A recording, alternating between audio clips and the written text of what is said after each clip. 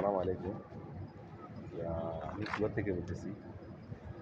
কুয়াতে অনেক মানুষে বলে এখানে সবজি হয় না, কিন্তু এখানে দেখলে বোঝা যাচ্ছে যে বেগুন দেখা যাচ্ছে কিনা।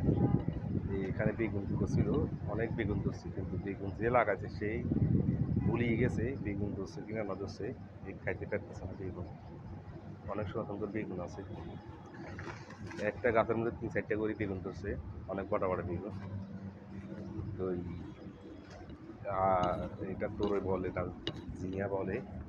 তোরই গাছের তো অনেক তোরই আছে, কিন্তু তোরই শুকিয়ে গেছে, বাদি ওই শুকায় তোরইগুলা শুকিয়ে গেছে। যে লাগাইছে সেই সম্ভাবনা ভুলে গেছে, ঘুমিয়ে আছে এখন, খাবার জন্য মনে নাই, অনেক কষ্ট করে লাগাইছি।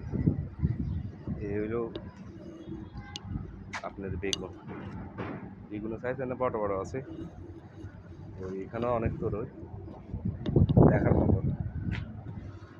এগুলো বাংলাদেশেরই খাইয়ে লাইতো।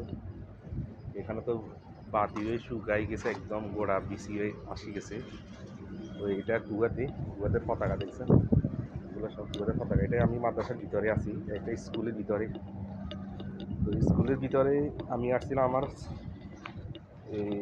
আমি তো হাউস ড্রাইভার, বাসা চাকরি করি। ওখানে বাচ্চারা মাদ্রাসাতে আসে, স্কুলে আসে।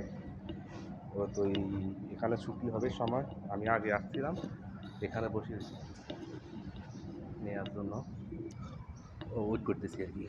আর এটা হচ্ছে মাদ্রাসার ভিতরের সাইড, এটা গেটের বাইরে বাচ্চারা যেতে পারে না। তো ছুটি দিলে তখন যেতে পারে আর কি। তো লাইক শেয়ার দিয়ে দিবেন, ভালো লাগলে ভিডিওটা মানুষের দেখার জন্য সুযোগ করে দিবেন।